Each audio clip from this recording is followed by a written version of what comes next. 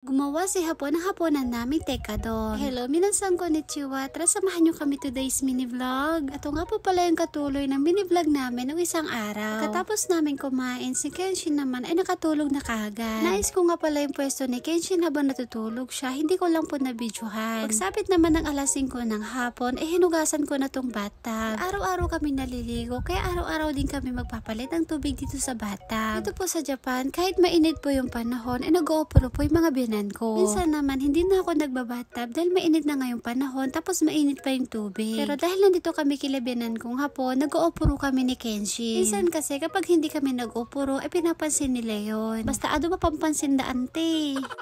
Sa 6 naman ng hapon ay dumating na sila hapon galing sa Itamaken. Tinawagan nga ako ni Daddy na tulungan ko daw sila magbitbit ng mga daladala nila. Kaya ayan, agad-agad naman namin pinuntahan ni Kenshin. May nagtanong nga pala sa comment section bakit daw hindi kami sumama ni Kenshin. Namatay kasi yung kamag-anak nila hapon kaya pinuntahan nila. Hindi na nga kami pinasama ni hapon dahil nga malayo yun at walang kasama si father-in-law. Pagkaway nga pala nila Daddy ay nakapag-grocery na rin sila. Ang dami nga nilang daladalang gamit galing sa Itamaken. Pagkatapos may lahat ng mga gamit ay kanya-kanya na kami ng bitbit. Ito nga palang asawa ko ay meron siyang bunsong kapatid na babae. Dalawa lang sila, si Daddy po yung panganay. Minsan kapag nandito kami ay nakakausap po naman yung kapatid niya. Sobrang bait din po ng sister-in-law ko. Kapag may problema ako ay sa kanya ako nagsasabi. Pagkawin nga pala nila mother-in-law ay nakapagluto na ako ng kanin. Pagkatapos naman nilang magbihis ay gagawa si Daddy ng hapunan namin tekadon. Si mother-in-law yung nagtimpla dun sa kanin tapos si Daddy naman yung maghahati dun sa isda. Kakabagot nga mga ante dahil wala akong ginagawa.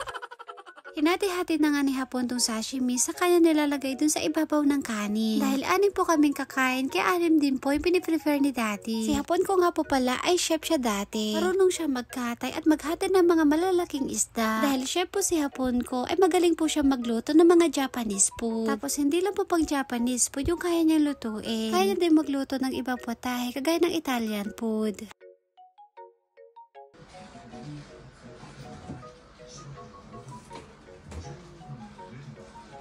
Katapos mag-prepare ni Daddy ay kakain na rin po kami ng hapunan namin. Sama nga rin namin kumain yung bayaw ni Hapon. Wala siyang kasama doon sa bahay nila dahil pumunta po sila ng Hokkaido. Yung anak po kasi ng sister-in-law ko ay may laban po ng kickboxing kaya sinamahan niya po sa Hokkaido. Pagkatapos namin kumain ay pinabalatan nga sa akin itong pinya. Pag bumibili po si Okasan ng pinya, ako po palagi yung nagbabalat. Hindi po kasi sila marunong magbalat ng pinya kahit ako naman mga ante, hindi rin naman marunong magbalat.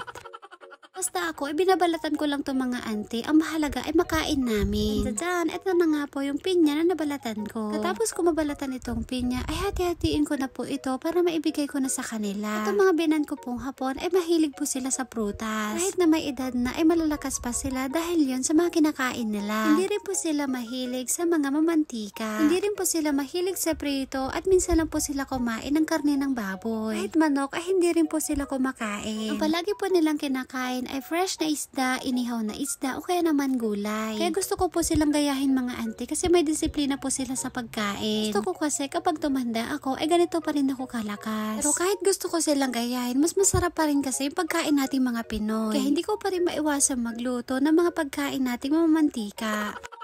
Pagkatapos ko nga pala magbalat ng pinya at saka magbalat ng mais, ay naghugas na ako dito ng mga pinggan. Para pagkatapos ko maghugas, ay maliligo na kami ni Kenshin. Ito na nga rin po tong mais na nilaga ni Okasan. Sarap po ng mais dito mga ante, napakatamis. Fast forward na nga po, ay natapos na rin po kami maligo ni Kenshin. Ilantakan ko na nga rin tong mais, dahil natakam ako dun sa itsura. Ito ko nga rin pala sa mais ay yung piniprito. O ang tawag namin mga Ilocano ay kinirog nga mais. Ito namang si Kenshin ay gusto makipaglaro.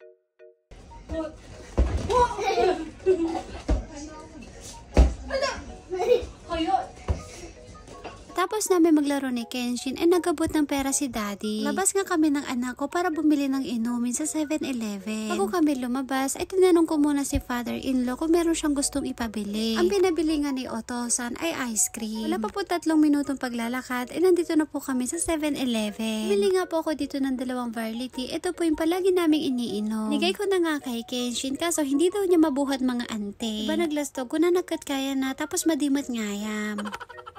Katapos namin mamili ng bibilihin namin, nagbayad na po kami dito sa counter. Pagkatapos po namin magbayad, ay babalik na po kami sa mansion. Yes po, tama po yung narinig nyo. Dahil po sa building nakatira yung mga binan ko, ang tawag po nila doon ay mansion. Tapos sa Japan, ang tawag po nila sa apartment o parang kondo ay mansion. Iba po yung iniisip nating bahay na mansion talaga yung itsura. Pauwi na nga po kami na Kenshin dito sa bahay, kaya matutulog na po kami.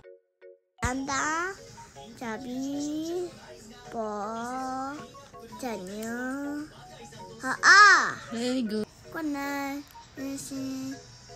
bye-bye. Say what?